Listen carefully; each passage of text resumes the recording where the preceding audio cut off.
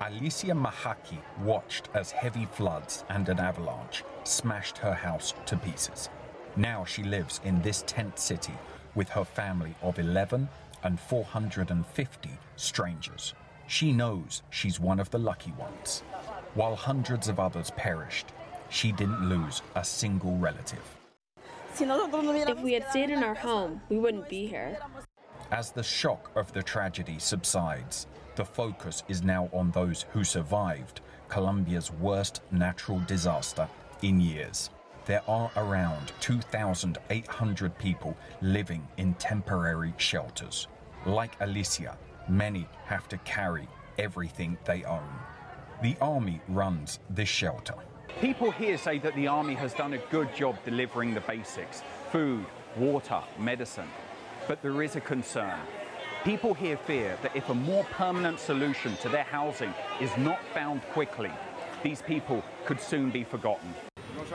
President Juan Manuel Santos has promised to provide new houses for those who lost everything. Alicia fears that corruption among local politicians could prevent that from happening for her family. They'll leave us poor people behind. They'll send us to parts of the city where more disasters will occur, where people will die.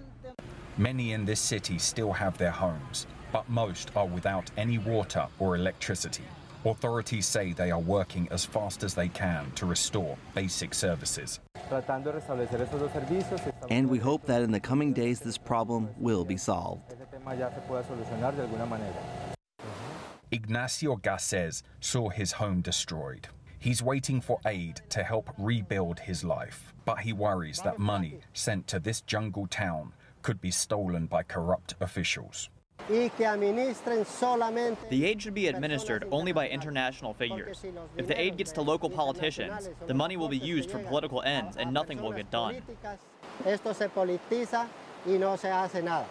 Like others, he's angry that authorities didn't act sooner, despite warnings that such a tragedy could occur. This destruction of homes is part of nature, but the authorities didn't do their jobs.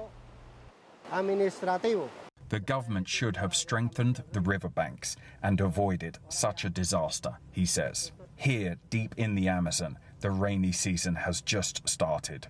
And Garces warns, if nothing's done, sooner or later, tragedy will strike twice.